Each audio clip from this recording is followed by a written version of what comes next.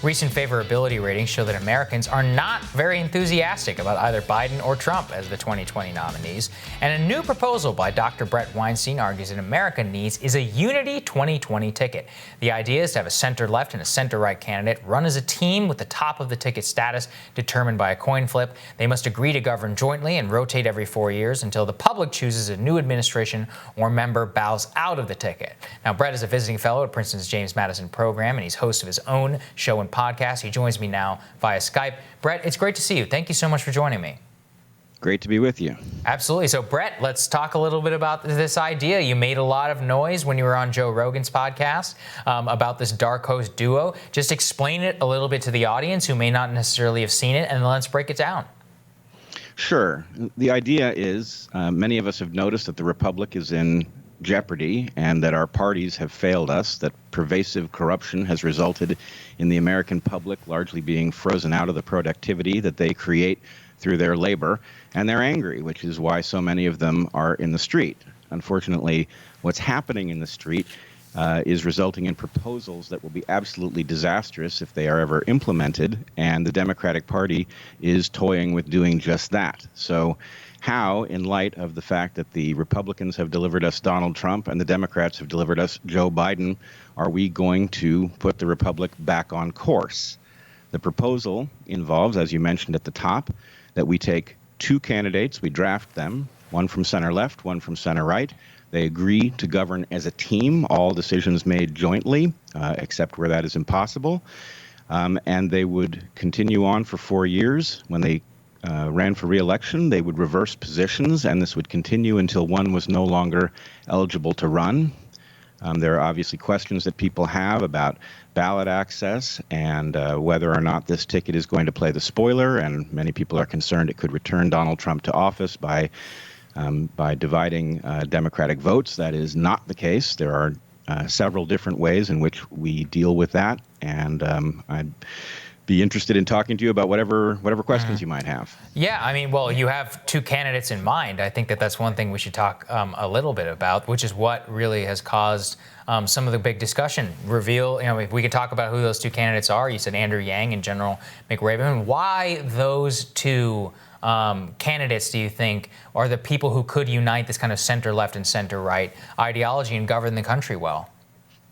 Well, those two candidates are ideal in the sense that they are both above politics. Andrew Yang has obviously played a good political game, but his motivation is clearly honorable, and he is capable of motivating people. So he'd be a perfect candidate from the center-left. And Admiral McRaven is obviously a deeply committed patriot who fears little and knows how to get things done, is widely respected on the right and amongst people on the left who know him also. So both of these gentlemen would be excellent candidates to rule, to govern as a team, and they're both reasonable, patriotic, capable men.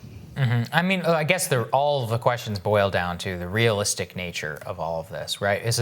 But I think that one of the things that you're getting to is that we often get trapped. This is one of the major criticisms of the two-party system is because they lock things in, is that, the pervasive corruption and that they give Americans a binary choice.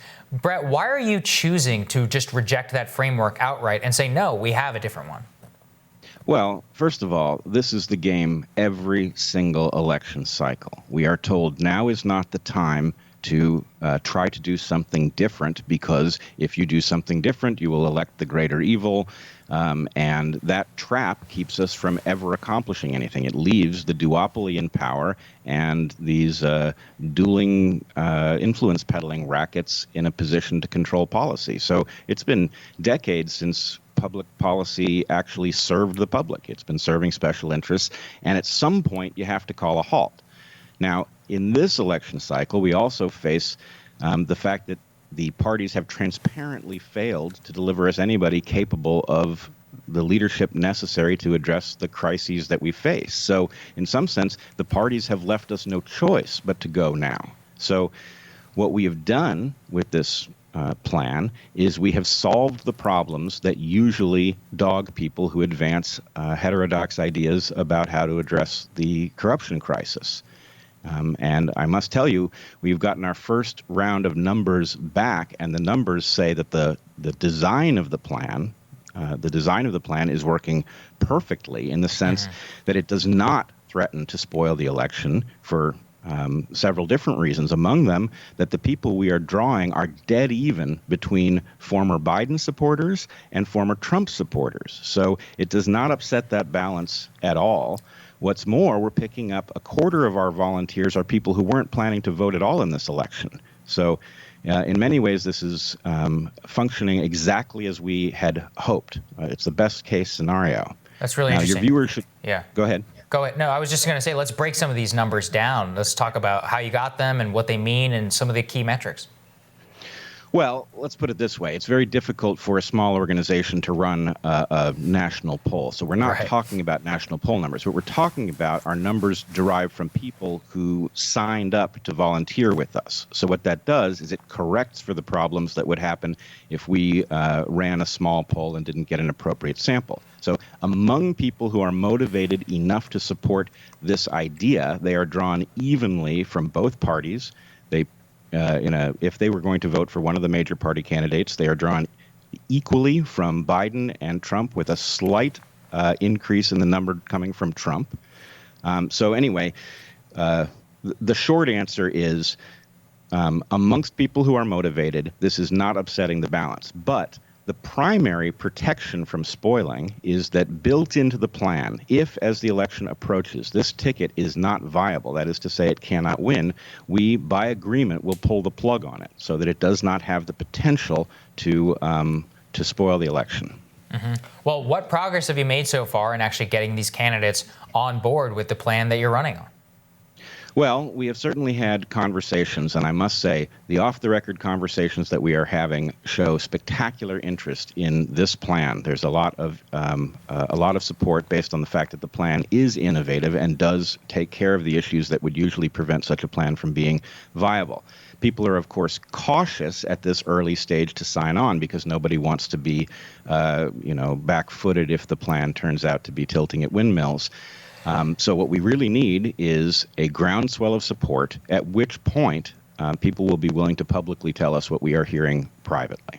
Yeah, well, that's really interesting, Brett. I mean, well, I guess the last part I want to get into is about the ideology of the plan itself, because I've kind of rejected center-right and center-left, because the way I look at it is that the center-left and the center-right very much agree on one thing, and that's continuing the grift and the corruption that's going on. So whenever you say center-left and you say center-right, what do you mean by that? Because it seems to me that your politics are very much animated by the same as mine, in that we want to get rid of this corruption. We want to escape what's going here, and that's why we embrace what is viewed as radicals by the center, whereas you're also using the language of centrism. So what do you mean by that?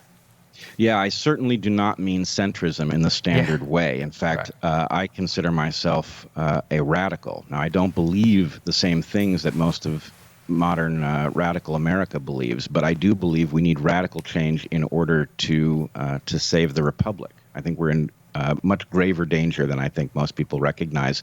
For one thing, in this election cycle, we have seen what has unfolded on the left, but the right has not yet played its cards. And I believe that the combination of those two things means that over the next year we are in grave danger.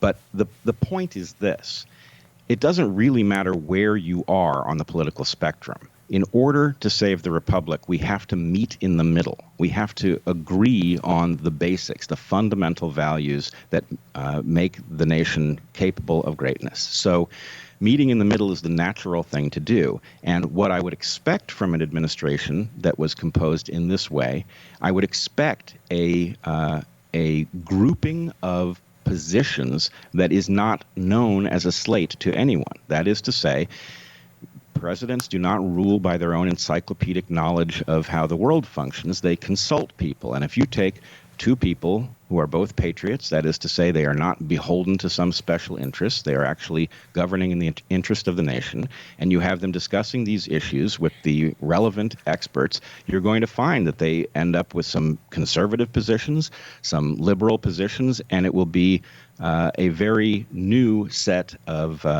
policy proposals that the American public has yet to encounter. So it is not a centrist proposal, but the center must hold in order for the republic to be protected. I think that's a very important point. And about radicalism and about how it can actually be achieved also in a society and a system of government that's based entirely on compromise. Could you lay out the stakes? That's kind of the last part I want to get with you, which is you talk about the dire stakes of the election, about the left and the right. Lay that out for the audience. Sure. Here's how I see it. At the moment, what you have is an extremely powerful protest movement in the streets. I don't really think of it as Black Lives Matter. I see it as a hybrid between Black Lives Matter and Occupy 2.0.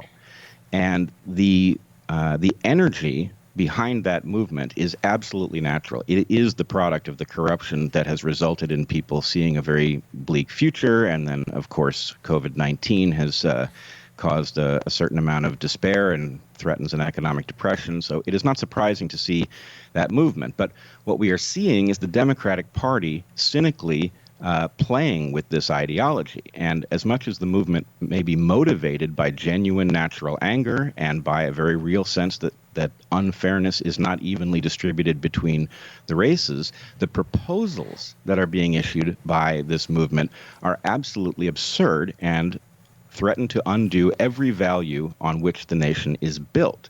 So to have one of our major parties toying with those ideas is very dangerous. But even worse, you now have President Trump, whose poll numbers are sagging, and he, as we know, is not likely to take defeat well. So he is certainly going to play cards that he is in a unique position to play. As the commander-in-chief, that could be extremely dangerous to us. And so some sort of proposal that restores power to people who have the wisdom and are capable of the sort of responsibility necessary to wield it on our behalf is essential, and really in the short term. Well, it's such an important point, Bret, and I'm so glad that you were able to share it with our viewers. Where can they find out more about your project? Well, I've been working with, this plan has been very popular amongst Yang Gang folks, not just because Andrew Yang is on board. Something like 87% of them will remain on board even if Andrew Yang is not one of our candidates. But we have set up a website at articlesofunity.org. You can go there and read our white paper. Please sign up for our email list. And if you want to volunteer, that's available there too. What we need to make this work is a groundswell. If we can get that in the next 2 weeks, this plan can actually work. Well, there you go. From the man himself, Dr. Bret Weinstein, thank you so much. Thank you. Absolutely. All right, we'll have more Rising for you after this.